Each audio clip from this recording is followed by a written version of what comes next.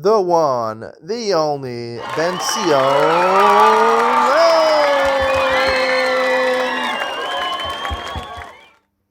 Morning and welcome to Yeshiva YouTube. Iyun to Lean On. Today we're finishing another week of Shulchan Aruch Yomi Siman Reish Samachay 265 in Orachayim Hilchos Shabbos.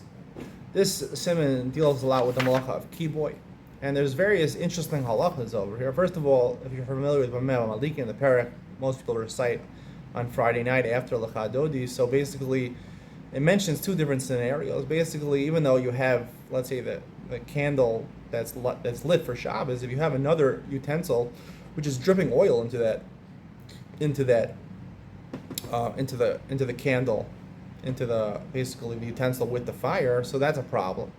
And also, if you have the psila, the wick extending into another kli, so that with more shemen, you can't have that on Shabbos. So I'll bring it up on it, because you might not realize it's lit because it's a different kli, and you'll take shemen from it.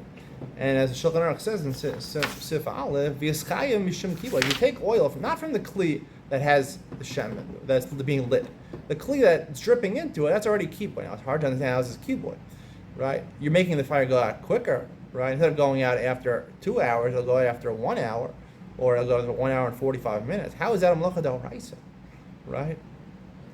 And furthermore, at the end of the sim, we learned that gram kiboy is considered mutter, right? If I set up water in, let's say, utensils across the room, there's a fire in the room, the fire eventually spreads there, it breaks the kalim, and the water extinguishes the fire. That's not even a problem midrabanan and Shabbos. It's called gram kiboy. Rabbi Yossi says gram kiboy is asur. The Rabbanan says it's not asur because you didn't really do anything. So here also it's sort of like gram kiboy. Why is it that it's considered kiboy that you're chayiv d'oraisa? The answer to the question, I believe, is like this: that mechaba is different than the other malachos because fire is not the end. It's not davar she'esh bo mamish. You can put your hand through fire. Yeah, you go very quick through fire. If you keep your hand in fire for a little bit, it'll get burnt. But fire is something which is ein bo mamish. There's no mamashas. There's nothing in the fire. There's nothing physical about fire. It's a weird concept. It exists. When you put your hand there for too long, it'll get burnt. But fire, it doesn't take up any space. It doesn't take any room. It just exists. So therefore, the real fire, the real davar she'esh bo mamish, when we Hilchos Shabbos has to be something physical, is the fuel for that fire, which is the oil. And when I have oil dripping from one kli into another kli, so basically the oil from even the second kli is the fuel of that fire. So therefore, you don't have to take a little bit out. I am removing the fuel, and removing the fuel is mechaba. Now it's not going to go out, but when I directly touch the fuel itself, however, that's a problem mechaba d'oraisa, because that is the d'oraisa, the fuel. The fire is ein bo mamish, it's nothing. But if I do gram kiboy, where I put water in one place and eventually the fire reaches over there, right? So I've extinguished something ein bo mamish with water over here. I haven't done anything. I haven't taken the fuel, right? It's about taking the fuel. The fire itself that goes out with water is ein bo mamish. That's nothing to do. That's not a problem. And for the similar halacha, even though normally we say that you're allowed to start doing a malacha, you put up a trap for Shabbos, and then the bear goes into the trap on Shabbos, it's not a problem. Because Seder is mutter, as long as I started doing it. Like if I set a Shabbos clock for an air conditioner, that's okay. It goes on a Shabbos. Because I did whatever I needed to do, I did before Shabbos.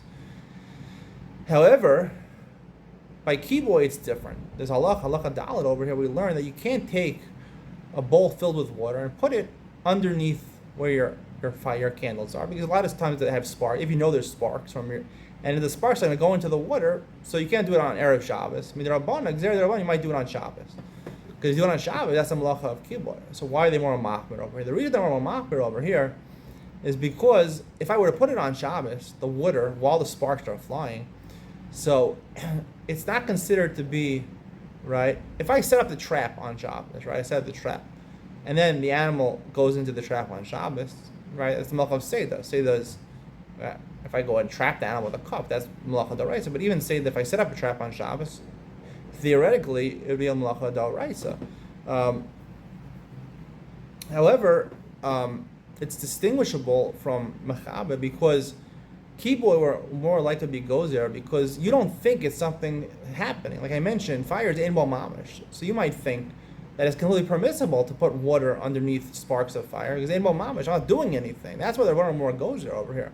When it comes to Seder, doing anything on Shabbos, we're dealing with things that are be'en, things which are physical, and therefore the Rabbanan said it's very distinguishable. We do it before Shabbos. I know I'm not right. I'm doing the act before Shabbos with the davar shebe'en, something which I can feel and touch and understand, and I can distinguish that from doing it on Shabbos. But when it comes to davar she'en bo mamash, it comes to sparks, people are not going to be so cognizant of it, and therefore the Rabbanan more goes there.